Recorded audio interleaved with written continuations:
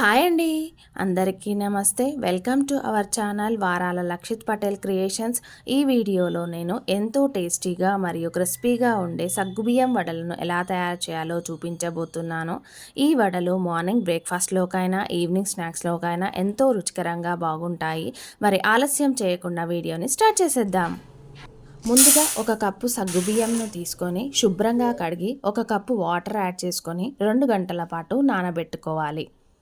ఇప్పుడు 2 medium size ఆలుగడ్డలను తీసుకొని శుభ్రంగా కడిగి పైన చెక్కు తీసి ముక్కలుగా కోసుకొని కుక్కర్లో 3 విజిల్లు వచ్చే వరకు ఉడికించుకోవాలి. చూడండి, ఆలుగడ్డలు ఇలా మెత్తగా ఉడికిపోయాయి కదా.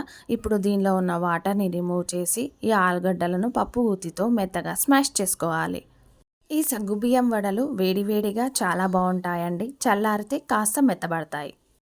మా ఛానల్ని ఫస్ట్ టైం చూస్తున్న వాళ్ళు ప్లీజ్ లైక్ చేసి మీ ఫ్రెండ్స్ అండ్ రిలేటివ్స్కి షేర్ చేయండి.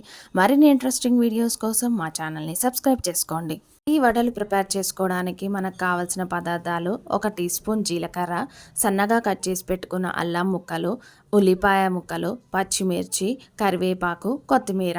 2 గంటల తర్వాత చూస్తే సగ్గుబియ్యం ఇలా చక్కగా నానాయి.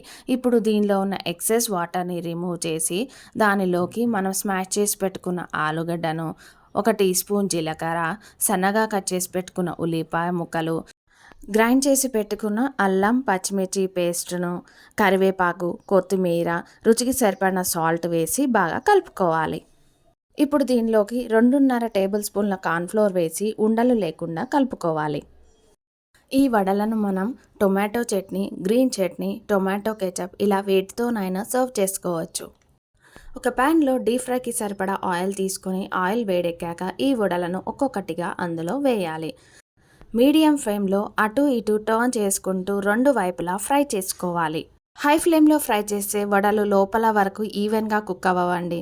ఒకవేళ మీరు లో ఫ్లేమ్లో ఫ్రై చేస్తే ఆయిల్ బాగా పీల్చుకుంటుంది.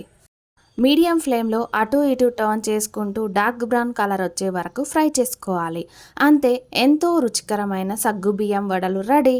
ఇప్పుడు ఈ వడలను టిష్యూ పేపర్ ఉన్న ప్లేట్లోకి ట్రాన్స్ఫర్ చేస్తే ఎక్సెస్ ఆయిల్ అంతా ఈ పేపర్ పీల్ చేసుకుంటుంది. అలాగే మిగతా పిండిని కూడా వడలలాగా వేసుకోవాలి. Thanks for watching friends. Please subscribe our channel for more interesting videos.